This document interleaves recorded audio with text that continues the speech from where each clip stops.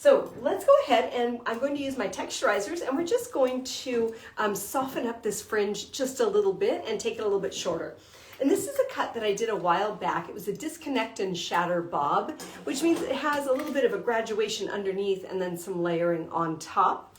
I'm going to do my, it's not a model, it's just a mannequin. Somebody said I can't see her with all the typing on top.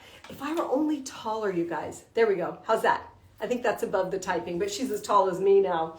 I can still do it.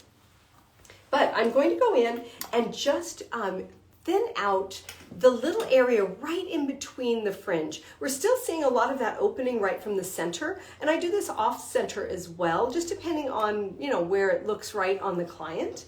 So I'm going to go in and I'm going to create a small triangle. So I like to take the triangles and expand on them and make them bigger. So I would start right at the beginning, like right down here, and then maybe make it a little bit bigger and a little bit bigger. So what I'm going to do is I'm going to go in and take this very, very small triangle right in the middle. So you can see that there's quite a bit of fringe all the way around it still. So even if I took this almost gone, or just took it nice and short, she would still have closure over this shorter area, but this would be kind of a peekaboo. So I want to go in and I'm going to actually elevate this.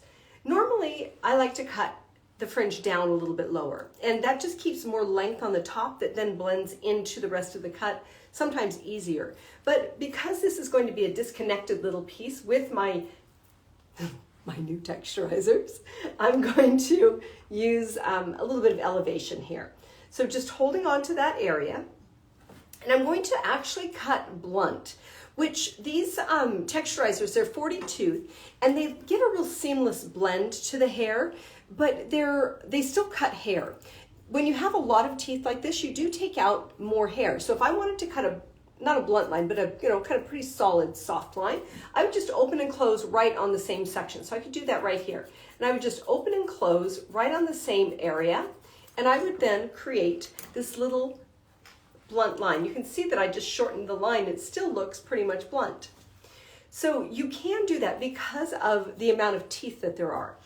Now, later on, I'll be coming out with some texturizers that are more just for removing a little bit of hair. But for now, I use these a lot, and I use them for a lot of blending with scissor over comb too. But for this technique, I've got a very small triangle. I'm coming down quite close, and I'm going to take a cut and then slide my fingers out, and I'm just continuing to slide all the way out. So it creates this nice, soft little space in the middle that when I close it back down, you can barely see it. I mean, isn't that cute? Not everybody's going to wear it, but I kind of like that. Now I'm going to take the next triangle just a little bit further back, and I'll use just for the heck of it, my 7-inch scissors, so you can see those.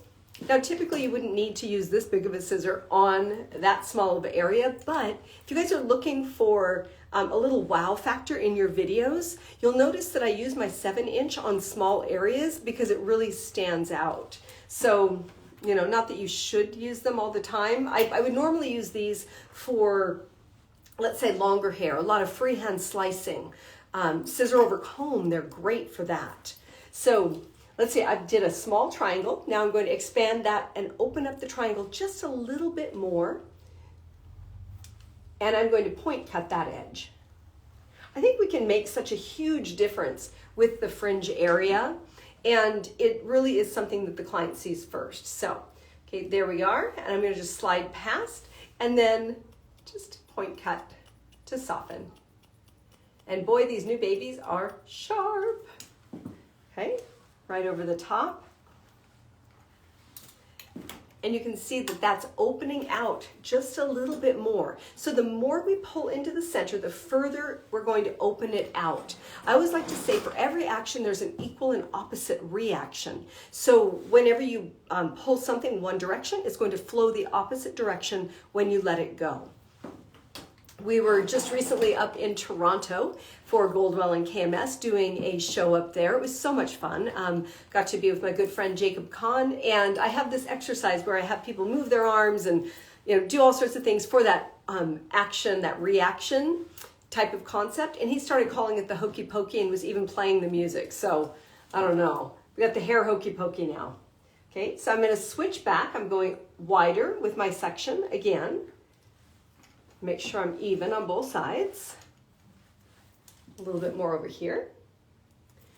I'll pull this to the center and I'm going to switch to my carve-in slides. So you guys get a sense of all of the scissors today. So I'm going to come here and then carve-in slide. I'm just going to do a little freehand slicing on the edge. The carve-in slides actually push the hair so they don't cut a straight line. So you're just getting a nice flow. These are great for dry hair cutting. And then also whenever you don't want to have a real solid line, it pushes the hair. So there we have that opening out. And I think that's as far as I really want to go with that. I think I really am liking that. I'm kind of digging the color on this mannequin too, where it's not exactly like dark and light, but it definitely is lighter on one side than on the other side. So I really just wanted to give you guys a quick technique with that small little triangle in the middle to open up that fringe area and then be working this back away from the face. But what I really wanted to do is I was just so excited that I got my new scissors and that they're available. And I'll put the link along with the in the description so that you guys can look at them. You can also go to the link in my bio.